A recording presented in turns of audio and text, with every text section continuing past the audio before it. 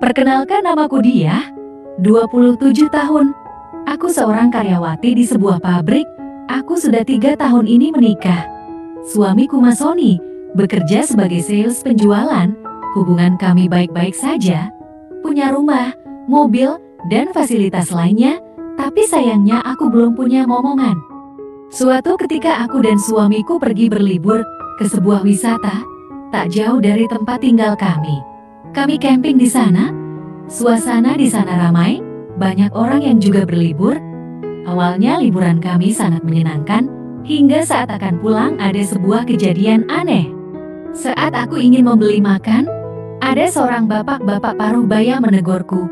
Usianya sekitar 60 tahunan. Sebelumnya aku tak pernah melihatnya selama camping di sana. "Neng, tunggu sebentar," ucapnya. Aku pun berhenti dan menengok ke dia. "Ada apa ya, Pak?" tanyaku. "Ada yang tak beres dengan dirimu," ujarnya. "Maksudnya apa ya, Pak?" ucapku. "Ada makhluk jahat yang mengikutimu terus," ungkapnya. Aku pun kesal. Tiba-tiba dia berucap seperti itu. "Bapak ini siapa? Maaf, saya nggak ada waktu," ujarku sembari jalan. Aku pun kembali menuju kantin di area campingku. Aku sangat kesal saat itu. Tiba-tiba ada yang menegurku seperti itu. "Beli apa, Nen?" ucap Bu kantin.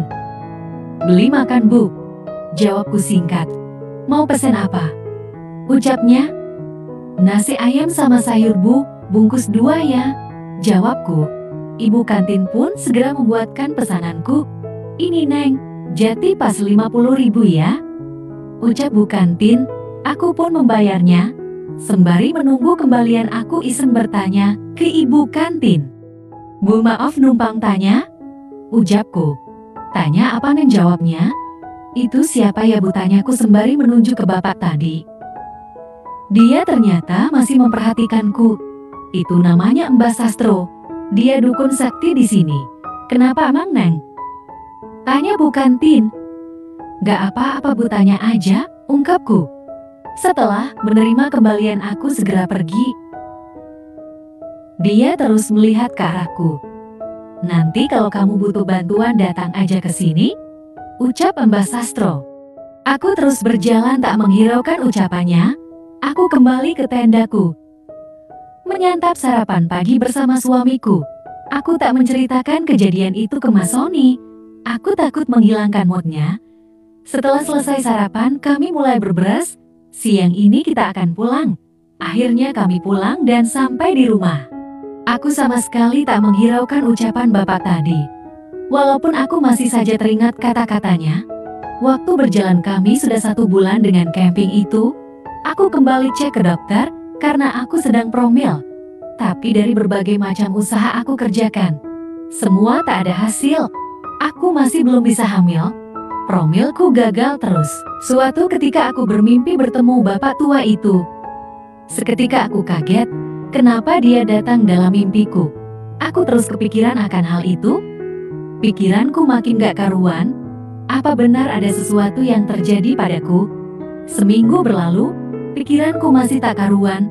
Akhirnya aku memutuskan untuk mencari informasi tentangnya. Aku datang lagi ke tempat camping itu.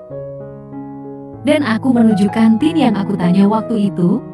Aku bertanya tentang siapa Mbah Sastro itu. Ibu kantin menjelaskan bahwa Mbah Sastro adalah dukun sakti di daerah sini. Banyak orang yang berobat kepadanya dengan berbagai jenis penyakit. Rumahnya ada di pinggiran. Dari tempat camping berjalan lurus masuk ke hutan pinus. Keluar tak jauh dari situ.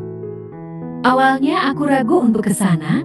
Tapi karena rasa penasaranku yang besar membuatku melakukan perjalanan ke sana. Aku berjalan menyusuri hutan pinus seorang diri. Karena ini bukan weekend, kondisinya sepi. Sebenarnya aku sangat takut. Tapi aku berusaha memberanikan diriku. Sejam aku berjalan menyusuri hutan pinus, sampailah aku di ujung pintu keluar. Aku tengok kanan kiri. Dari sana terlihat sebuah rumah gubuk tua. Jaraknya sekitar 500 meter dari situ. Aku harus menyusuri jalan setapak untuk ke sana. Aku pun berjalan menuju rumah itu. Sesampainya di sana aku mengucapkan salam, "Permisi." Permisi, ucapku memanggil, tak lama terlihat pintunya bergeser. Ada tamu jauh rupanya, ucapnya. Mari silakan masuk.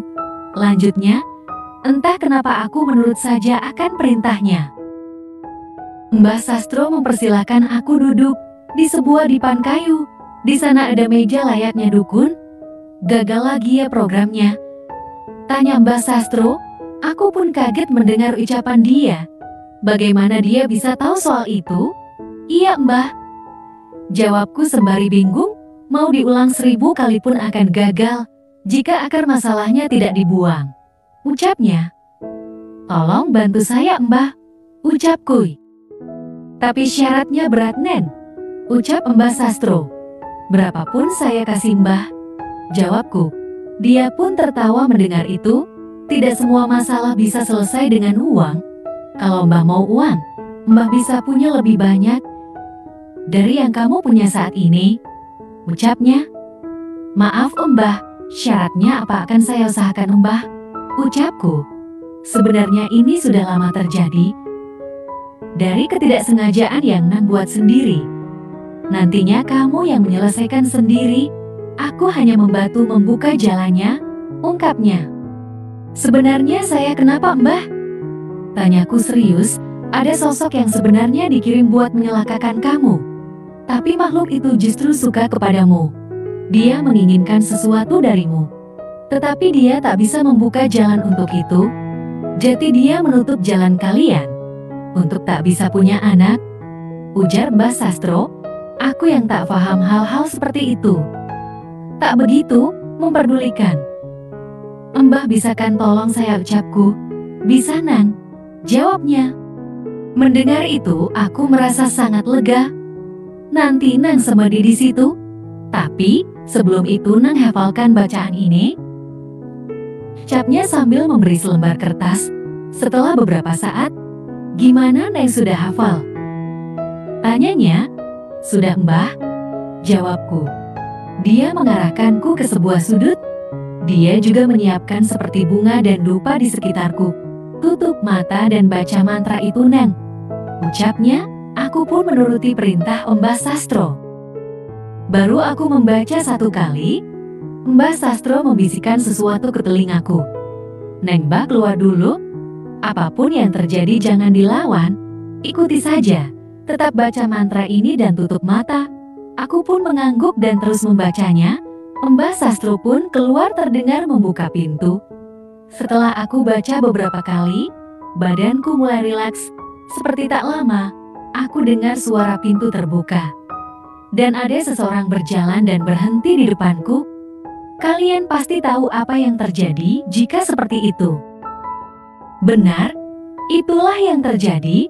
Dan aku tetap memejamkan mata dan membaca mantra. Meskipun sesekali mantra tersendat karena kegiatan itu. Menurutku itu lama sekali, hampir 2 jam. Aku berada di kondisi itu. Setelahnya, dia keluar dan terdengar menutup pintu. Tak lama pintu kembali terbuka dan ada yang suara orang masuk. Nang, silakan bangun, buka mata dan berhenti membaca mantra, ucap Mbah Sastro. Aku pun mengikutinya. Aku bangun sembari merapikan diriku. Ritual-ritual sudah selesai. Tadi dia sudah datang meminta keinginannya. Dan dia janji tidak akan mengganggu Nang lagi, ucap Mbah Sastro. Aku pun mengangguk. Tapi aku masih mikir tadi dia, karena dari baunya yang sama. Tapi aku berusaha mempercayai ucapannya. Mbah, berapa yang harus saya bayar? Tanyaku. Nanti saja Nang, nanti aku minta. Tugasku belum selesai, jawabnya. Tugas apa Mbah? Tanyaku. Menghantarkan Nang ke mobil. Apa Nang berani pulang sendiri? Ucapnya. Aku pun tersenyum, sembari mengangguk. Ayo aku antar, ucap Mbah Sastro. Kami pun berjalan menyusuri hutan pinus yang gelap. Dengan penerangan 1 obor yang dia bawa, aku pun mengikutinya dari belakang. Baru setengah perjalanan dia berhenti, menancapkan obornya di tanah. Ada apa Mbah? Tanyaku. Dia pun tersenyum melihatku.